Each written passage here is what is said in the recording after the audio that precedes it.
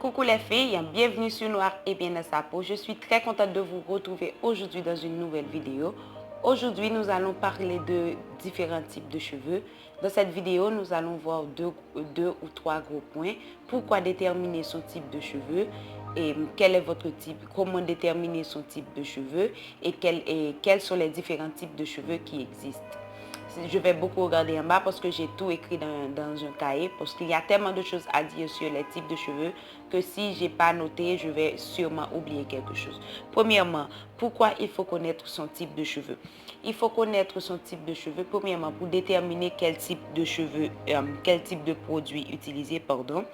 Parce que si vous utilisez des produits pour des gens qui ont les cheveux caucasiens, c'est-à-dire les cheveux lisses, vous n'allez pas avoir un très bon résultat parce que les gens qui ont les cheveux lisses utilisent des produits beaucoup plus secs, des produits pour cheveux secs, alors que nous, si nous avons les cheveux afro, nous devons utiliser des produits pour cheveux secs, donc des produits beaucoup plus gras, un petit peu plus lourds. Deuxièmement, pour déterminer quel type d'extension ou de rajout utiliser. Par exemple, si vous voulez faire un crochet braid, vous saurez quel type de cheveux vous devez acheter en fonction des cheveux que vous avez, en fonction de votre type de cheveux. Voilà, c'est tout dit. Maintenant, nous allons passer aux différents types de cheveux. Il existe 4 catégories de cheveux. Premièrement, la catégorie 1. Il existe 4 catégories, 1, 2, 3, 4. On les classifie comme ça. Je sais qu'il y a beaucoup de personnes qui n'aiment pas les classifications, mais moi, je n'ai aucun problème avec. Au contraire, je trouve que c'est tout à fait normal de classifier les choses. De classifier, ce serait classifier, je ne sais pas, de classifier les choses parce que sinon, on ne sait pas dans quelle catégorie on est. Définir les différentes catégories ne veut pas dire qu'il y a une catégorie qui soit supérieure ou une catégorie qui soit inférieure. C'est juste que déterminer les choses, c'est tout à fait normal de déterminer les choses parce qu'on a 5 doigts et les doigts sont différents, ils ne sont pas les mêmes, mais ça ne veut pas dire que l'un est plus important que l'autre.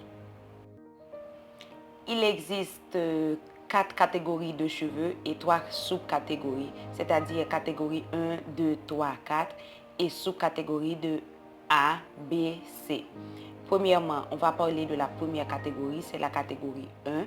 Dans la catégorie 1, il n'y a pas de sous-catégorie parce que ce sont des cheveux qui sont complètement lisses, ce sont des cheveux raides, droits, c'est des cheveux complètement caucasiens, comme vous pouvez voir sur l'image.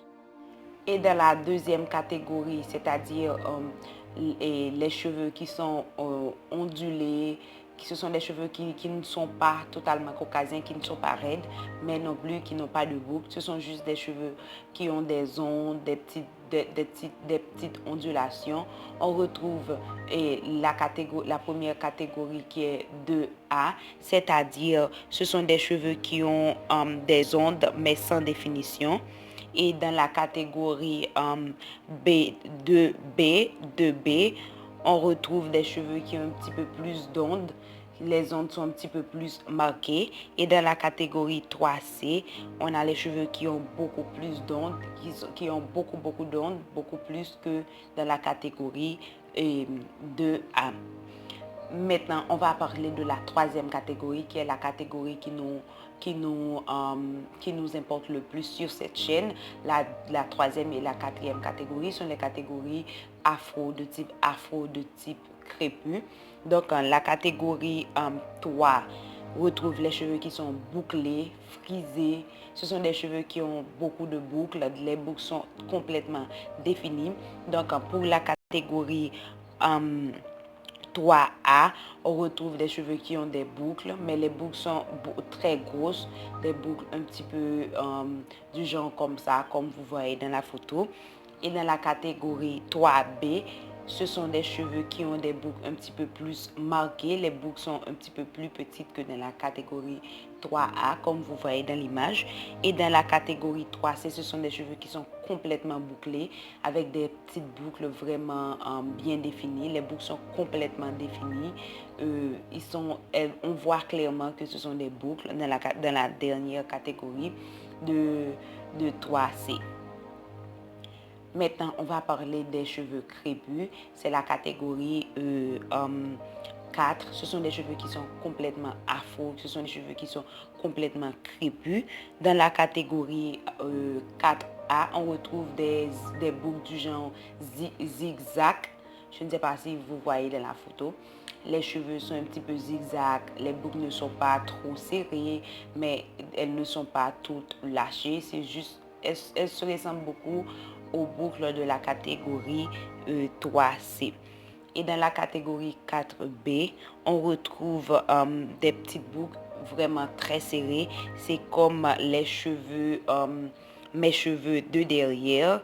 Derrière, j'ai les cheveux 4B. Les boucles sont vraiment serrées. Et devant, j'ai les cheveux 4B.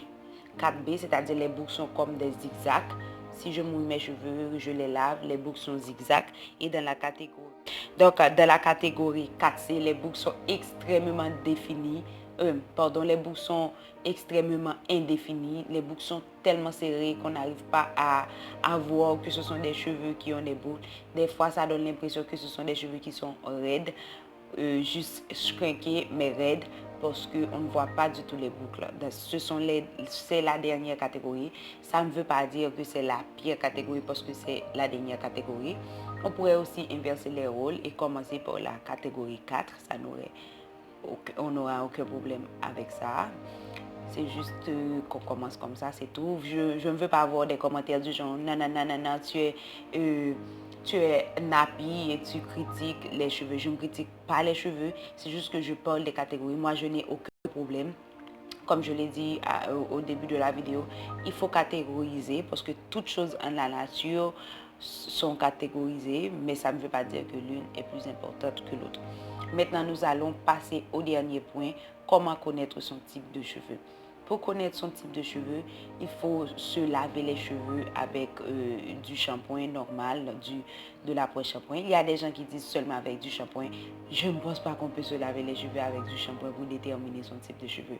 Si on lave ses cheveux avec du shampoing, sans après-shampoing, quel que soit le type de cheveux que vous avez, vous allez avoir les cheveux juste comme n'importe quoi, comme de la paille.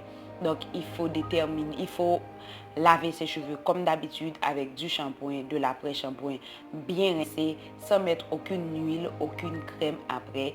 Et après, on laisse sécher et on vérifie quel type de cheveux qu'on a, dépendamment des boucles qu'on a, dépendamment de la définition. Vous pouvez juste regarder les photos que j'ai mis. Comme ça, ce serait plus facile pour vous de connaître votre type de cheveux sans aucun problème.